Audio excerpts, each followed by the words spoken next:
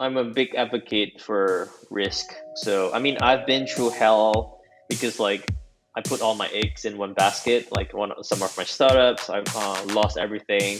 You have to rebuild up everything from scratch, which is why like even for business e-commerce, we have like a lot of stores that we diversify our traffic to. It's not everything in one store, right? We spread out our risk. So in the event if shit happens, right? You're listening to Ecommerce, a Debutify podcast, your resource for one-of-a-kind insights into the world of e-commerce and business in the modern age. This is Joseph. I'll be presenting a wealth of industry knowledge from interviews with successful business people and our own state-of-the-art research. Your time is valuable, so let's go.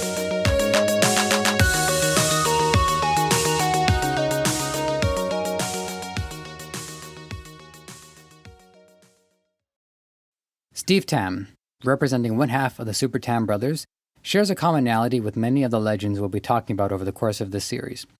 Put simply, they needed to find themselves in a better place. And so they did. One day, they're glued to the screen, controller in hand, trying to top the leaderboard. Now, they're still on screens a lot, they still have devices with buttons on them, and still aim to be on top. But now it's somewhere they can make a real difference. Millions of differences, as a matter of fact. Join us as we visit the kingdom of Steve Tam and learn how he builds businesses, fosters community, and keeps his head in the game. So, Steve Tam, great to have you here. I see you grew up in Singapore, and I would love to start there because I don't really know anything about the nation. So, can you tell us what life was like growing up there? Singapore is like a pretty traditional Asia Mm-hmm. country, but it's kind of like the kind of look at it more like the Swiss of Asia. So it's kind of like the financial Okay. hub alongside with Hong Kong. So Singapore, like it used to be kind of one of the major ports in Asia, but Mm-hmm. ever since like China comes back in power, and a lot of things has been routed through China rather than Singapore. So Singapore government had a shift into tourism. So it's one of the popular areas in Asia for people to come over to take a week of holiday, or probably just come to casino and all that. If you know off the top of your head, when did China come back into power? Was this something around like something that you experienced, or was this before your time?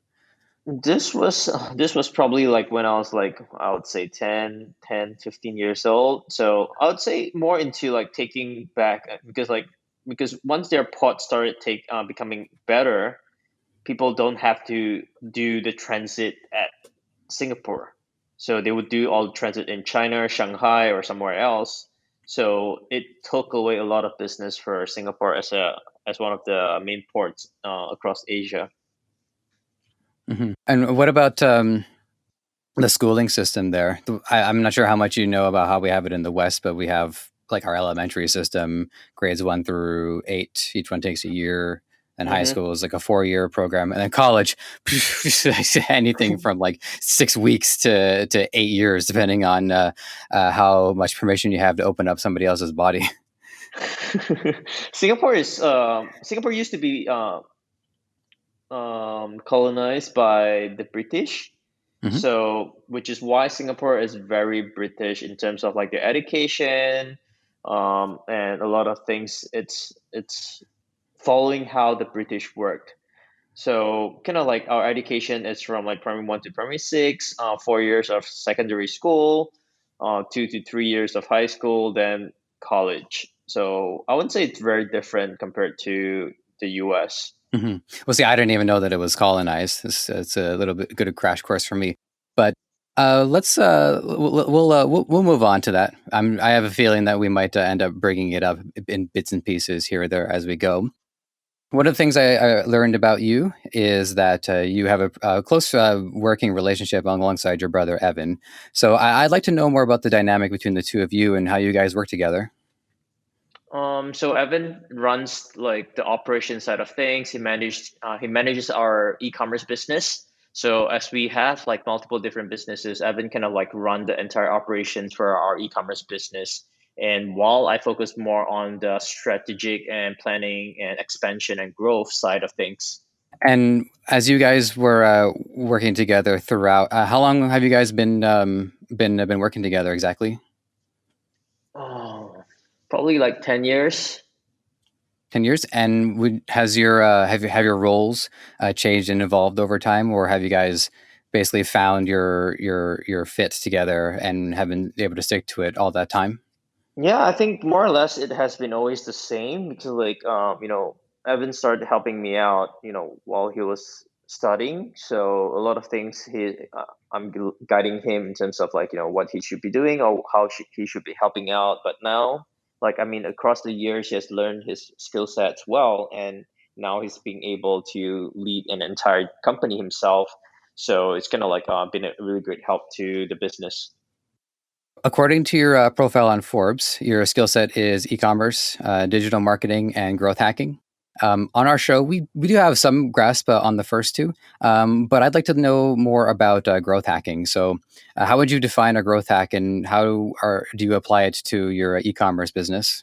We have stores going from 0 to 7 million in a month. So that's kind of how we scale pretty hard when kind of like we found a winning product, and we have the systems in place so that when we find a winning product, we are able to scale this up using Facebook ads and at the same time monetize through different platforms like Google Shopping, native ads, and search as well at the same time. And when from the time that you started on this, were you able to apply these right away, or was this something that you started to learn over time? Like, where were some of the earliest growth hacks that you were able to apply and see? Oh, wow, this really works. This is huge. I mean, it really varies from business to business. So some business, like sometimes even if you apply all these hacks or probably like you try to scale it, it takes time, or some products doesn't have the kind of virality compared to like some products. So as much as we want to, like as much as we hope that every product will go viral, or Hmm. like we can apply all these growth hacks, it doesn't necessarily would succeed every single time. I see. So we started applying this from some of our campaigns, like back in 2012, like when we're launching like new brands. So we started on a smaller scale, because like you still need like significant ad budget to scale Facebook ads at the same time. So when we're just starting out, it's kind of like we plan out the entire launch funnel, and we kind of like see how the entire market reacts to the launch. And when the launch goes well, we could start like reinvesting more of the cash flow that's coming in from the pre-orders. So the first time that we started applying this was like for our Indiegogo project, which was in 2012. And like even on really tight budget, we managed to get the campaign to over 1.5 million like in 2012.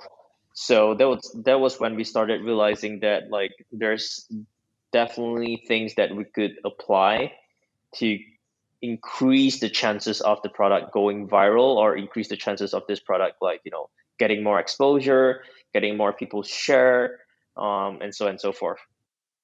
So, are you looking for products that are already doing a certain level of sales in the marketplace? Is there like a cutoff point where you say, okay, maybe this product is good, but we're not exactly going to commit to this just yet? Yeah, so there's a few ways that we do it. One of the easiest ways is obviously the easiest way is to leverage whatever someone else is already selling. That's kind of like piggybacking on the their sales. So what we can do is usually when we find someone that has been selling it for probably like 1 week or 2 weeks, and we spot like a trend that this product has been going viral, and we measure based on their video views, and like if their video views has increased substantially across like within 1 week, and it will come under our radar, and sometimes we'll decide if we want to sell the exact same product because someone has really proven this product is really selling very well for us.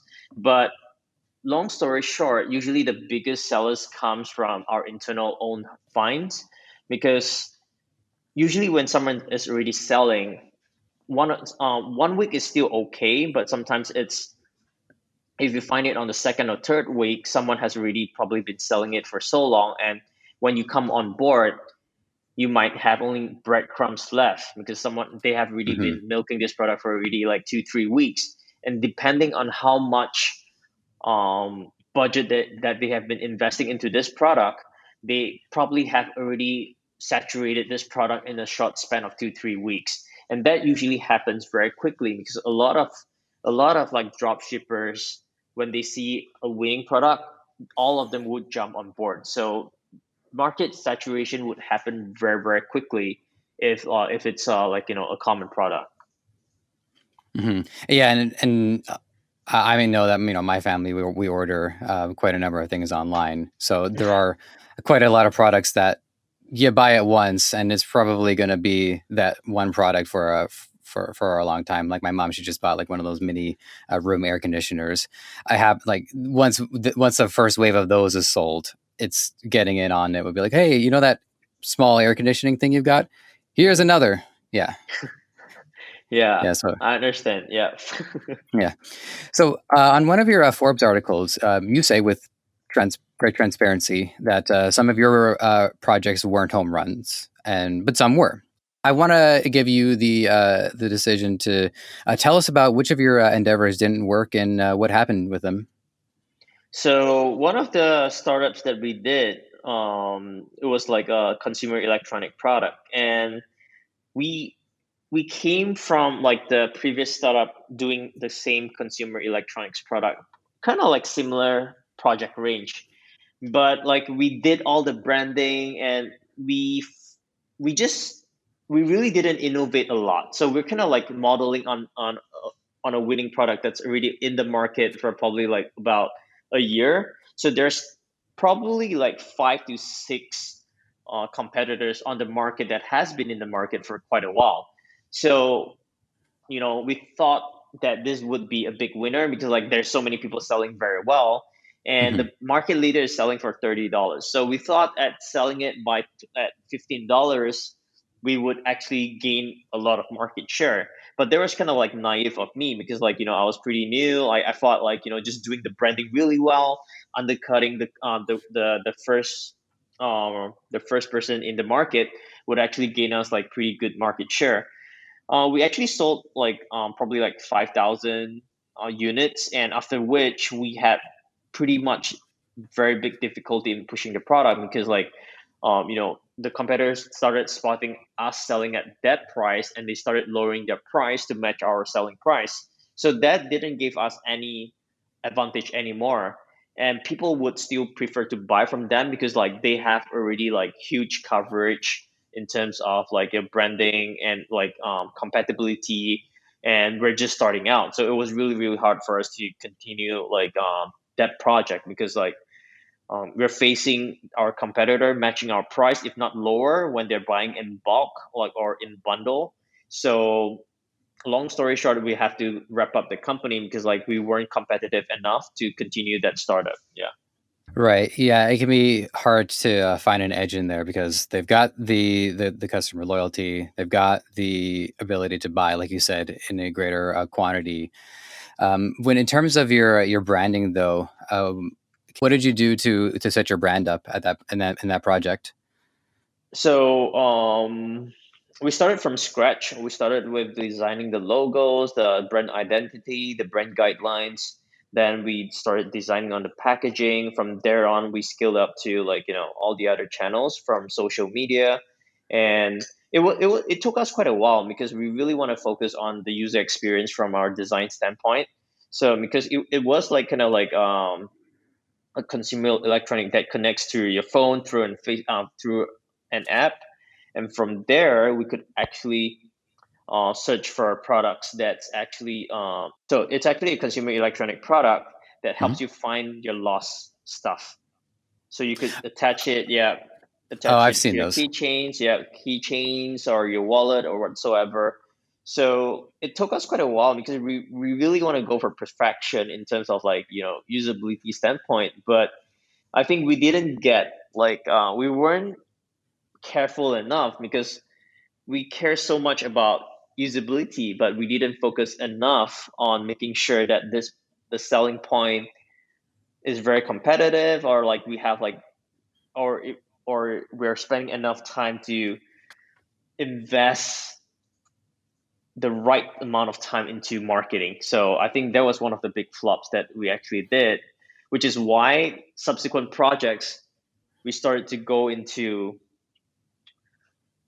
probably a leaner model. So we would start testing out the product with some ads, to see if it works. And if it works, we'll just go white label instead of going through the entire branding route. We would just go white label, slap on a simple logo, packaging, and we're good to go.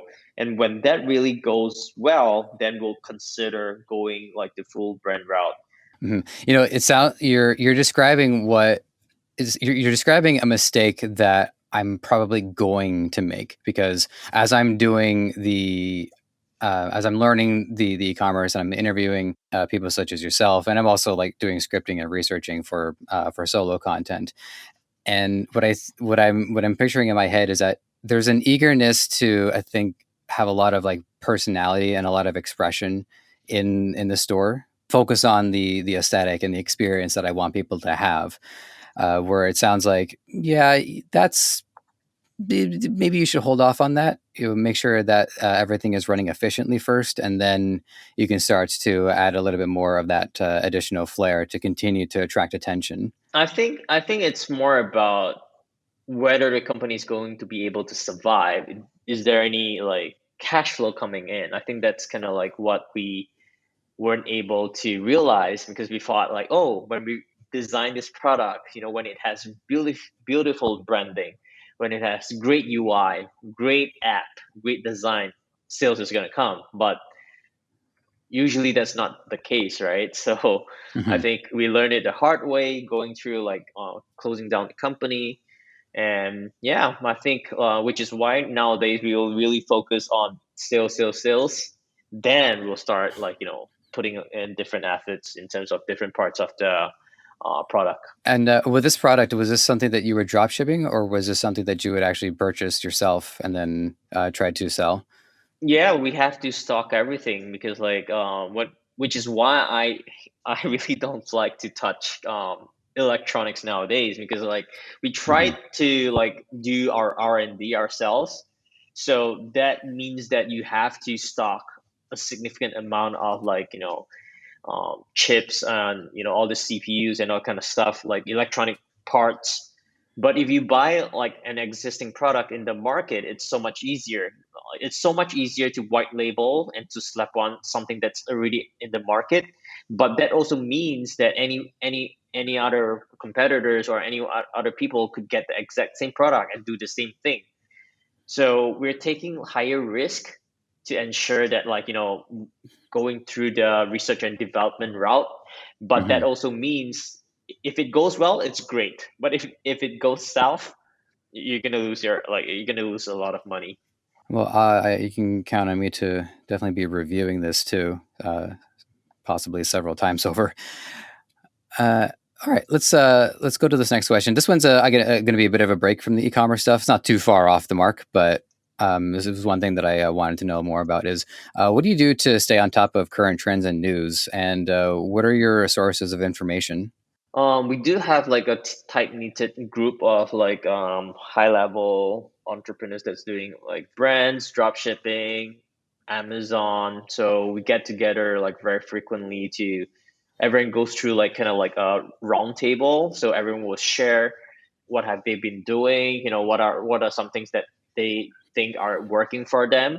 So we go one round every time and we learn and network with each other all the time. So that's kind of like how we get to know the trends and stay on top of like market shifts, especially because like there's this group of people are all doing from 8 to 9 figures.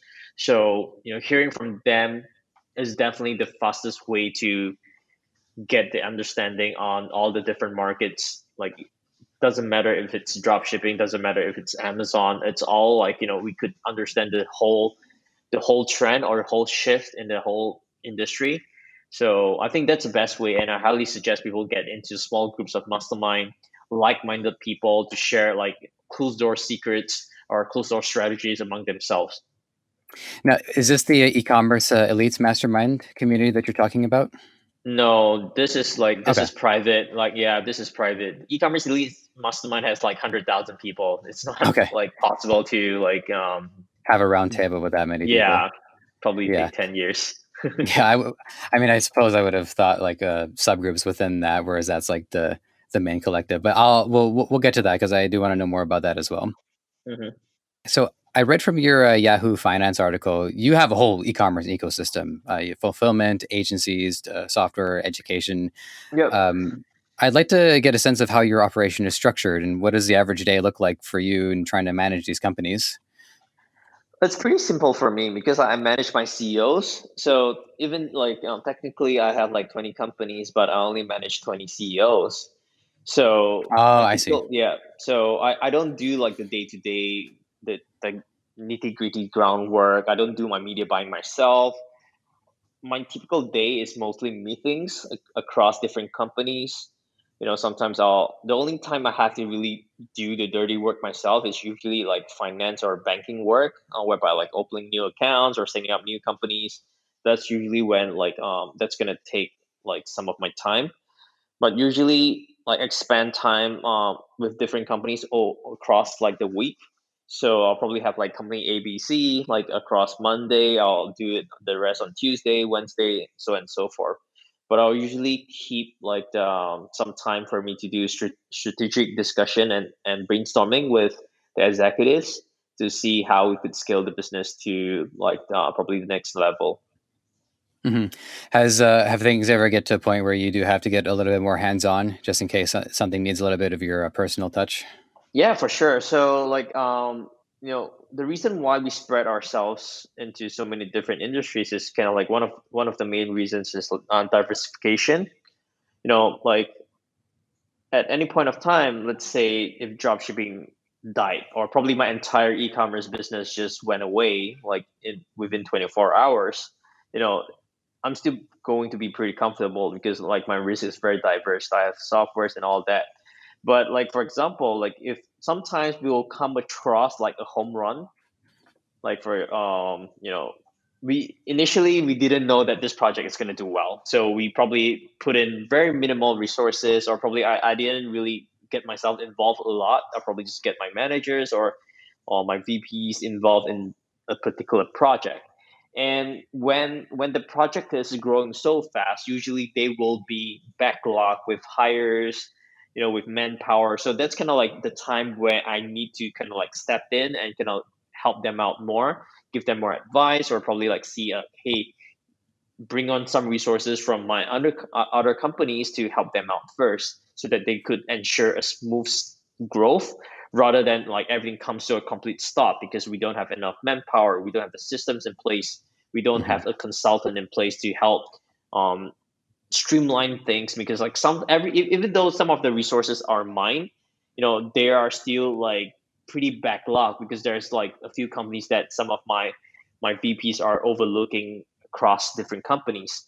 So yeah, that's the kind of like the time whereby I have to roll up my sleeves and get my hands dirty and get myself more involved with the new business. Because like when an opportunity comes knocking, you have to be ready. If not, sometimes that opportunity time frame might be just like for that particular month, and we want to make sure that we always capture whenever the opportunity comes knocking down our doors.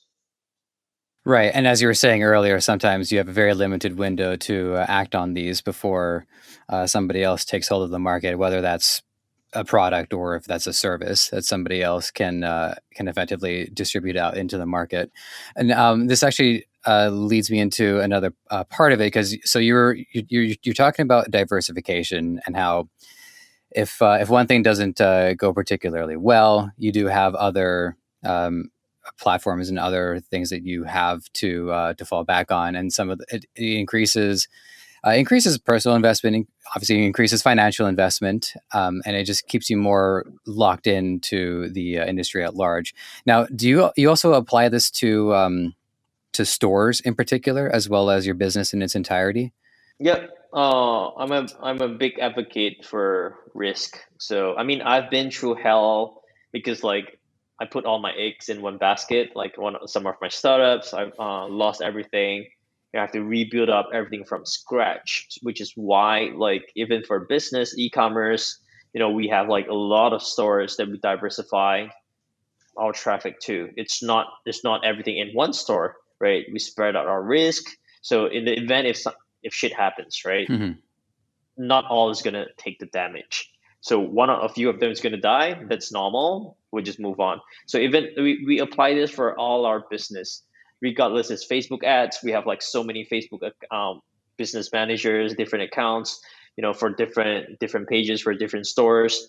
So you just have to be careful and just gonna be prepared before the problem finds you. You have to be proactive in terms of like knowing when problems might come and being prepared before the problems come to you. Hmm. And then as far as the product line go, are there certain areas that you don't touch, maybe due to expertise? Like, do you get it? Is there any limitations to what products you'll try to sell in a store? No, we don't really have a limitation. The only limitation is like logistics, like so probably like things that contains powder or liquid. Right. Okay. It's a little bit more tricky, but other than that, we don't really have restrictions. We sell whatever things that makes us money, as long as they're legal. Yeah. No, I understand that completely. I have a long and sordid relationship with liquids.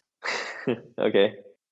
I want to spend a little bit more time specifically on drop shipping because it's so essential a component to e-commerce. How did you discover drop shipping? So, what was it like for you going into it, and also, what are your thoughts on drop shipping in our current climate? Like where you see it going, and how your relationship with it has been. Yeah. So I started drop shipping probably in 2006. So it was like half drop shipping because like I'm the person I'm the person actually pickpacking shipping out the product. So I would buy whenever I have a sale from the supplier, and the supplier will ship it to me because most of like during that time in 2006, most suppliers do not ship international, right? So I have to purchase it to my own place and I have to pack it up, then I'll ship it myself. So I'm not even sure whether people consider that drop shipping, but that's kind of like my first taste into e-commerce. And kind of like it was like why I got into it was because I have no money. I'm trying to be an entrepreneur. So and I tried everything digital marketing, selling ClickBank products, AdSense, blogging, and all kinds of stuff, and didn't work. So, Hmm. but when I went into drop shipping or e-commerce, I would say like eBay, selling on my own website, it was so much easier. Like it seems like it's so much easier to connect with the buyer because like we're selling tangible stuff. But like in 2004, 2005, I was learning internet marketing, which was like a pretty new, like it was like an entire new world to me because like I just finished my high school, and I was just waiting to see how I could change my life because like I'm a broke student, I have no money, and this was really easy for me to get started like with like eBay. So that's kind of like how I got started first. Yeah, and I'm noticing that that trend across some of the people that I've been researching is that whereas other business opportunities only seem to present themselves to people who've already been presented opportunities, the beauty of drop shipping is because it's a low investment um, Yep. business. A lot of people who have that drive and legitimately want to give it a go have very little excuse not to. Like one of the stores that I researched for another episode, his budget was $60, and thanks to drop shipping, he was able to turn that into a business that can feed his family. Wow, yeah. I mean, definitely like I mean, even since my days, had dropshipping wasn't popular back then, but it was already there.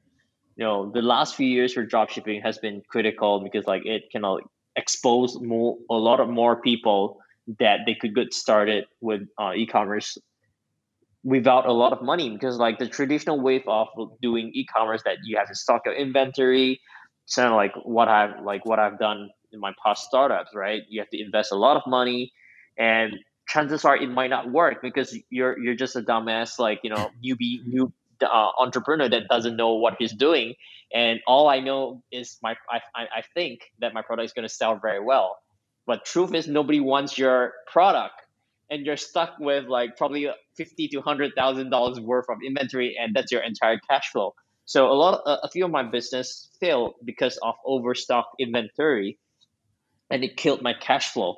I don't have cash flow enough to run ads. I don't have no one's buying my product. So, which is why I'm still a really really big advocate of like drop shipping, because I honestly think that this is one of the best business models in the world, and anyone could get started with it without a lot of money, without a lot of like investment, with for inventory, warehouse, hiring, or like a bunch of staff to do all that kind of stuff.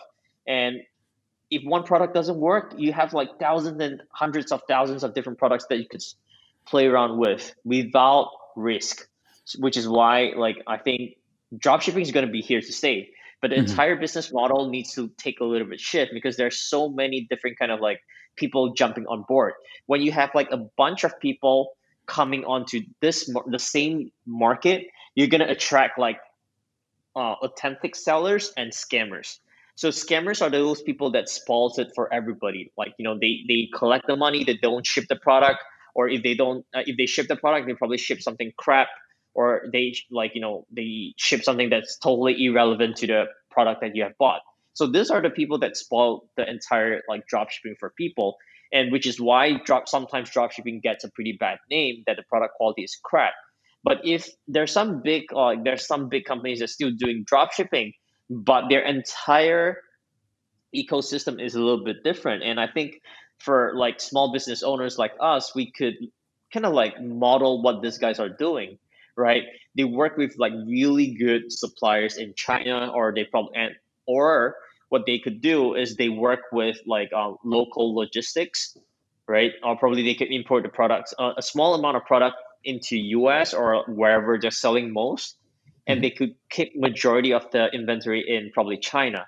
So they need to have like a very good like partner that could help them do like predictions or like rolling inventory, so that whenever the stock in the US or the local site gets low, they could ship things in time by ocean, so that look, and when they run out, if in the event they run out of products, they could just ship it directly from China, but majority of the orders will be shipped out from the local countries. So if you're able to take care of like customer service, shipping speed, product quality, drop shipping will be available to you like for a very very long time. I don't see any problem that you're going to get into, because this few these few things would actually ensure that your Facebook feedback score will be really really high, because like all these points are very very critical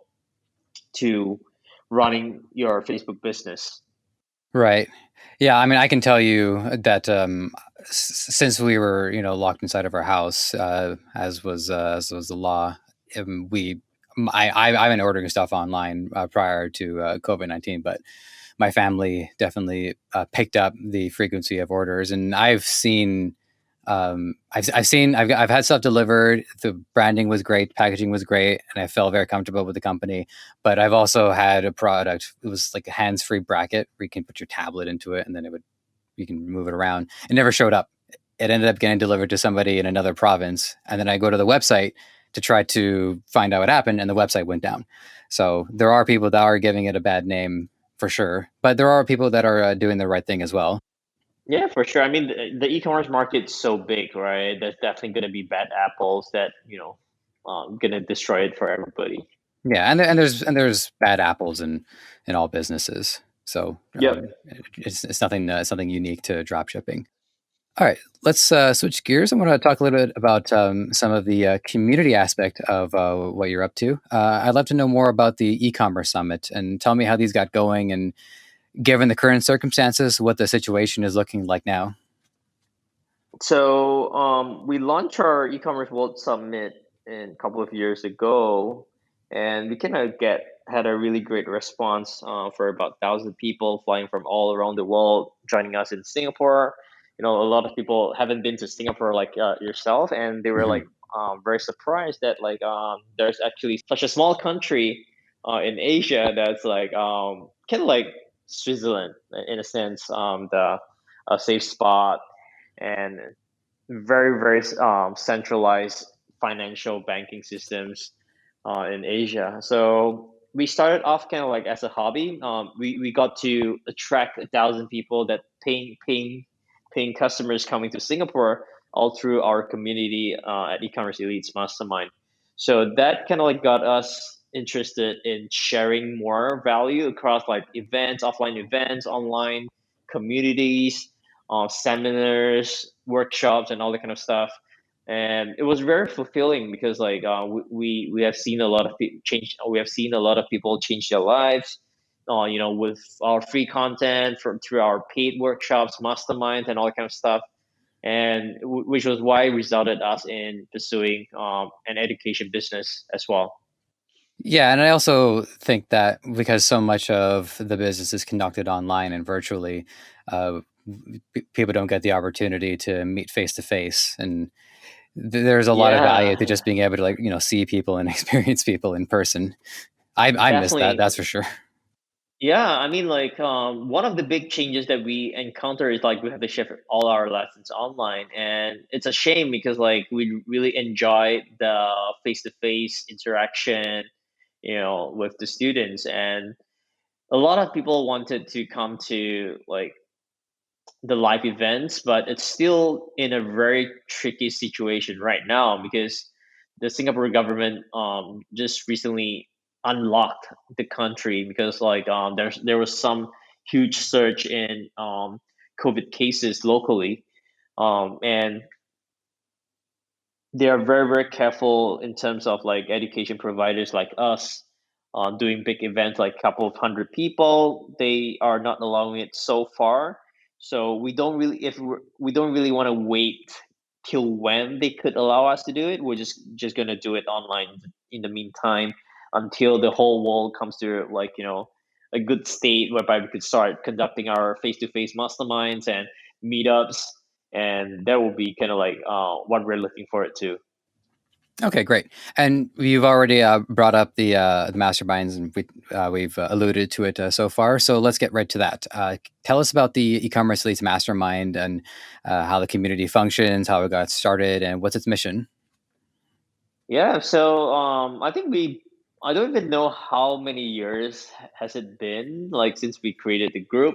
So initially, like we were sharing a lot of like content in people's groups, and sometimes when we share a lot of value, like I'm not sure our post just got deleted by some of the group owners, and I kind of like understand why because like kind of like we're getting so much like attention, and it kind of like our results are even bigger than a lot of like the gurus and all kind of like um, group owners, Mhm. and they started deleting, and it started like I was like quite taken aback because I was just sharing value, pure value, no link to like website, no opt-in pages, no nothing.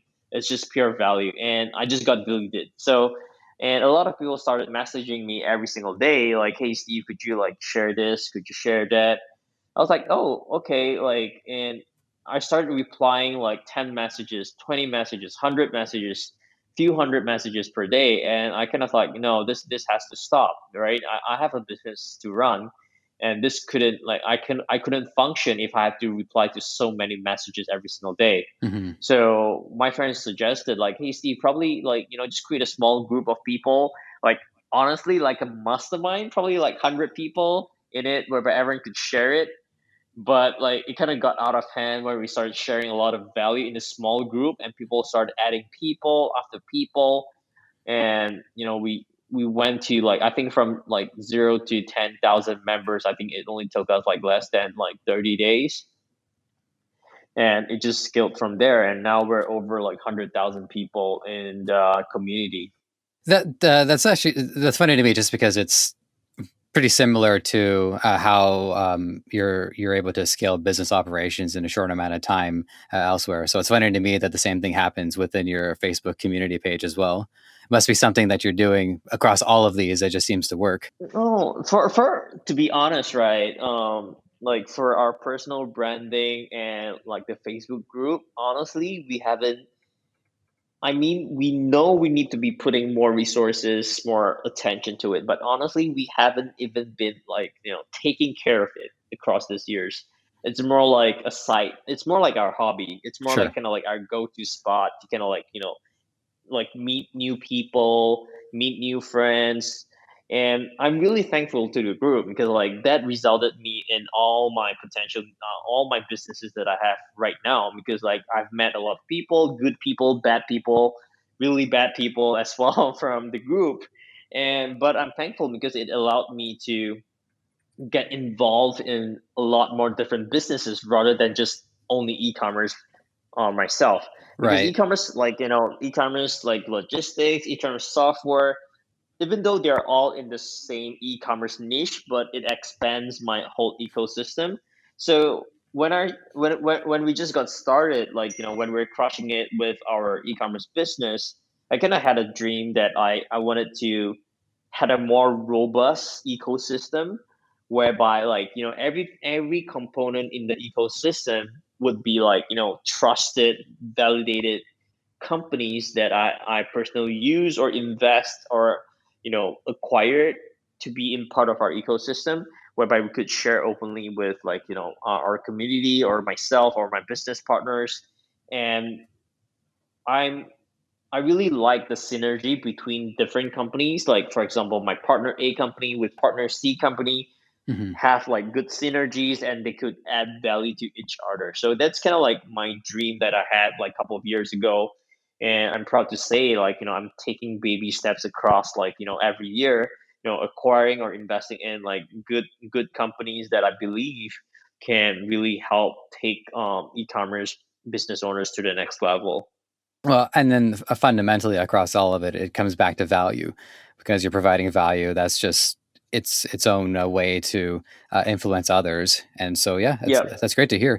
I think value and at the same time performance. So, like for example, our one of our softwares like Intercart, we launched it without any marketing budget. We have zero marketing budget, and like we have like waiting lists, people wanting like messaging me, Steve, could I get on it? Because like we used to, it's now only in house, like it's a closed community that we use. We only accept like performance marketers or people that's doing at least a few $100,000 revenue and above. And with no marketing, we grew it from zero to like probably like 70 million per month in terms of like um, revenue for like merchants. So we process like the checkout for all our merchants through our software. And I'm proud to say that like, with no marketing, I'm honestly very surprised that we were able to like have like this kind of revenue come in like through all our merchants combined.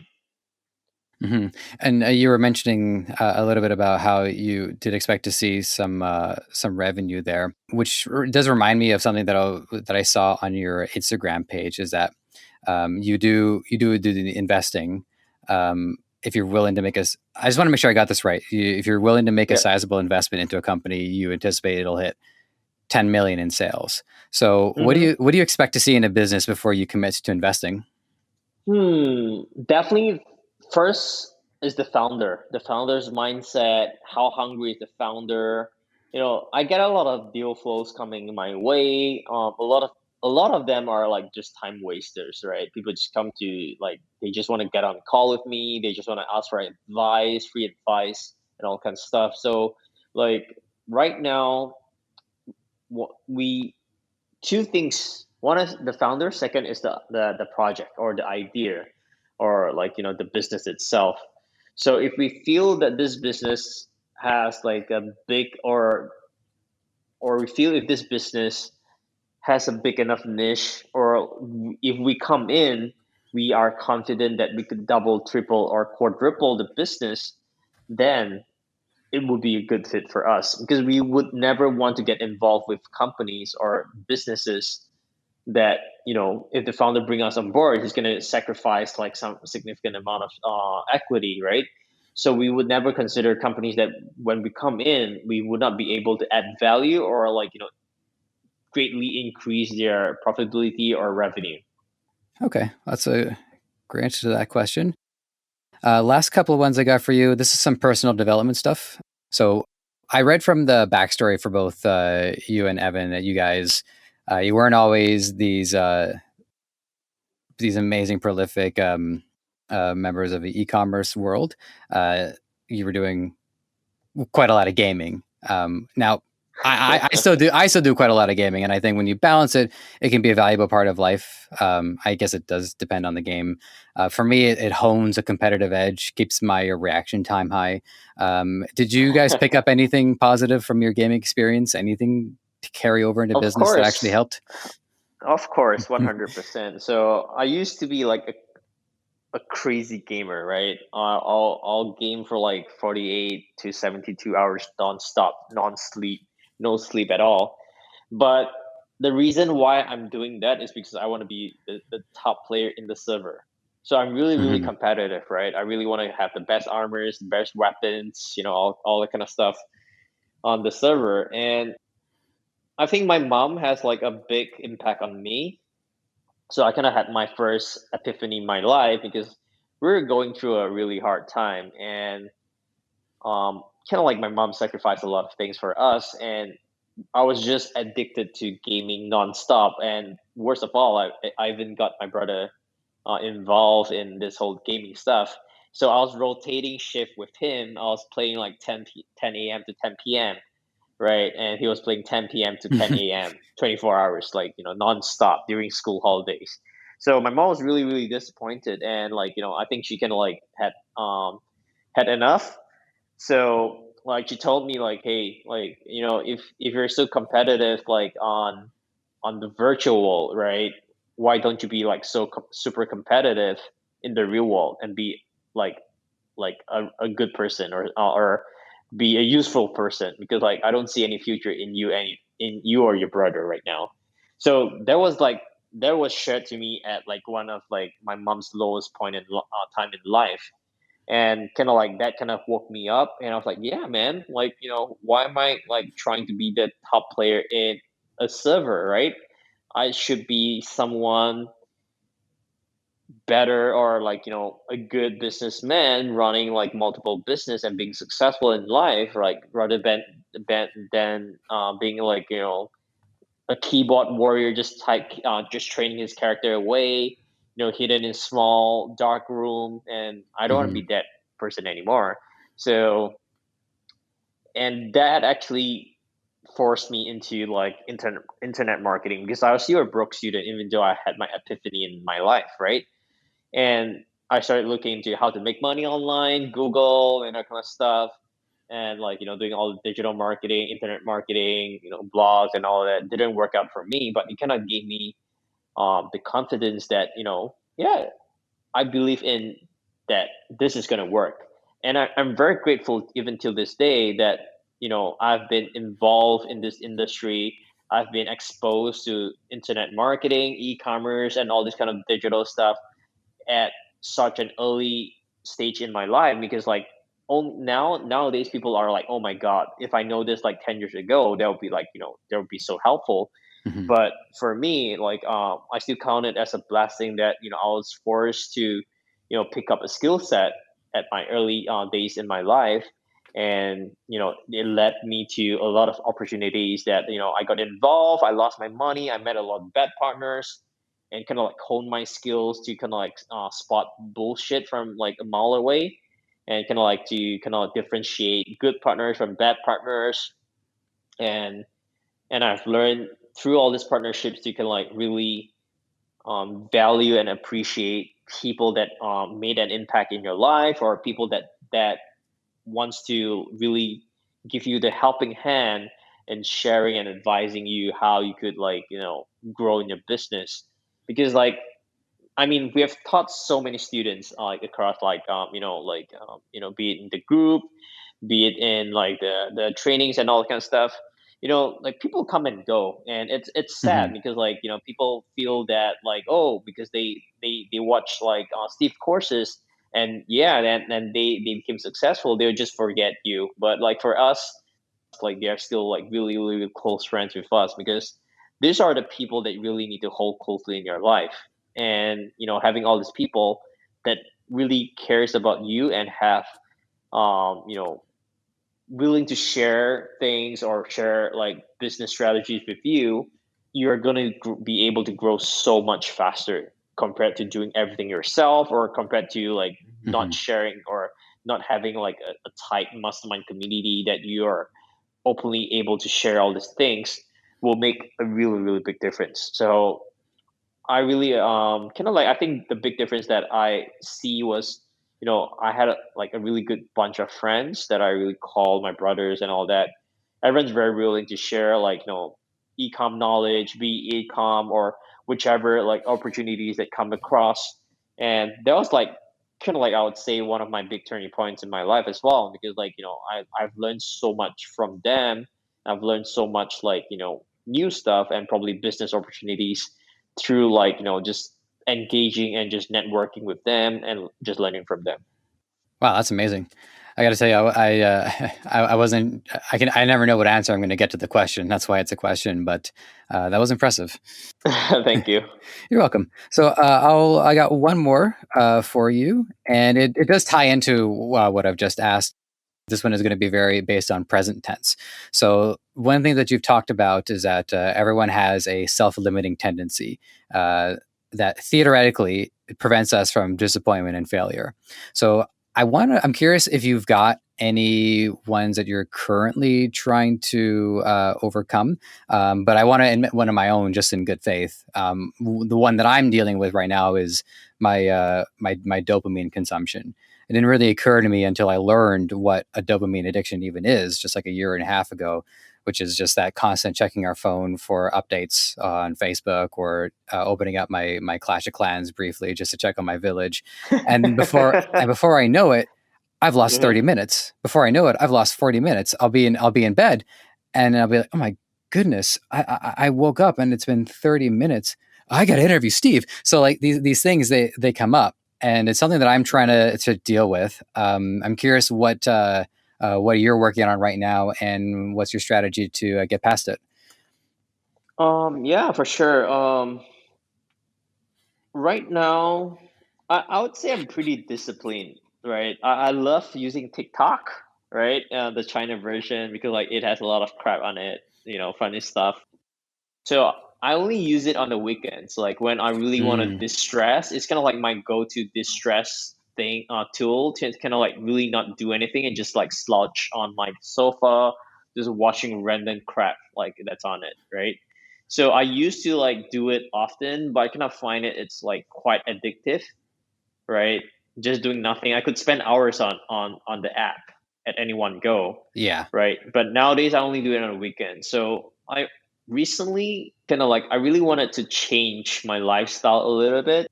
I'm a very business focused person, but when it comes to my fitness, my health, like it's I could never find a great reason why I need to be like in like good shape and all that kind of stuff. So I'm always like, I wouldn't say I'm fat, but like, I'm not very slim either. So, like average, I would say. So it's like very average. So I wanted to start making make changes in my life. So I started setting up my morning routine. I started watching like some YouTube videos.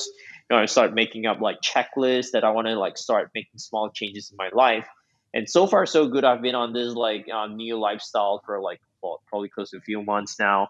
So I'm always a night owl. I usually sleep at 1 or 2 a.m. Nowadays, I sleep at 10 p.m. So after this interview, I'm really just gonna like get a quick shower and just gonna head right straight to bed. Hmm. Like I only found out till now that I really, also I want to share with like your community as well, that no entrepreneur should really like undermine the importance of sleep, right? So I used to like burn the midnight oil. I'll work like 24 hours. When I have really great idea, I work throughout the entire night. My next day would be shit. Even though like I'm super excited, but the lack of sleep really impairs your ability to perform. But a lot of founders don't realize that. They were like, oh, I'm a startup. I really need to, put in. Yes, you should put in a lot of efforts, but you also need to get adequate rest. And which is why now, like, I'm more into like, a little bit biohacking my performance. I want to make sure that I'm in my peak state by in through normal means, not through taking like what supplements or drugs or whatever kind of stuff. I just want to like be healthy, so that it can get me into my peak state and keep myself energized throughout the entire day through workouts and all that kind of stuff, and so that I could be ready for longevity rather than just a Mm-hmm. 100 meter sprint, because business is also about longevity. I'm not in this business so that I could be in this business for a year. I want to be in the business for like 10, 20, 30 years and ongoing, right? So I need to be, which is why I finally found my why I need to be in great shape so that I could be in this game for as long as I want, rather than being reactive. I can be proactive in being in control of what state or what performance that I could be in. Mm-hmm. Yeah, I mean, I just try getting into the habit maybe in the last couple of months to just try to get a walk in every single day. And even just going for a walk every day is a significant difference. So if anybody's not like, people don't need to become athletes, but even a little bit of physical Yeah. exercise makes a huge difference. Yeah, for sure. You don't really need to be like an athlete, like, well, 10% body fat and that kind of stuff. I think it's more about finding a balance and making sure that balance suits you, because you need to be consistent in doing something every single day. And if you don't like it, you're not gonna do it for sure. Mm-hmm. All right, Steve, this has been excellent. I really appreciate your time, and that's everything I got for you today. So, unless there's any parting wisdom you want to leave us with, you can hit the shower and then head to bed. Yeah, it's been fun, talking to you tonight, and thanks for having me. And thanks to you as well. Thank you. You might have found this show on any number of platforms: Apple Podcasts, Spotify, Google Play, Stitcher, or right here on Debutify. Whatever the case, if you enjoyed this content and want to help us thrive, please take a few moments to leave a review on Apple Podcasts or wherever you think is best. We also want to hear from you, so whether you think you'd be a good guest or want to weigh in on anything related to our show, you can email podcast@debutify.com or connect with us on Facebook, Twitter, Instagram, and TikTok. Finally, this podcast is created by the passionate team at Debutify. If you're ready to take the plunge into e-commerce or are looking to up your game, head over to Debutify.com and see how it can change your life and the lives of many through what you do next.